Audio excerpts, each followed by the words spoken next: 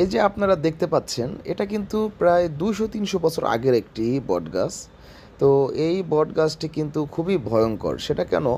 দেখেন এই বটগাছটা কিন্তু বিশাল জায়গা জুড়ে বিস্তৃত আছে এবং পাশেই কিন্তু একটা তালগাছ দেখা যাচ্ছে।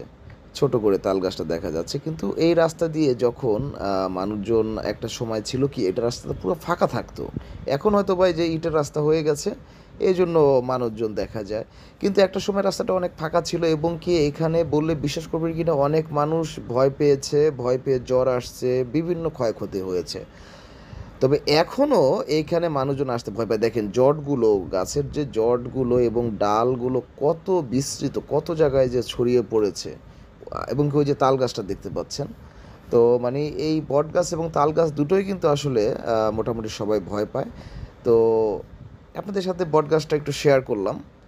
তো ভিডিওটা কেমন হলো জানাবেন এবং হচ্ছে গিয়ে সবাই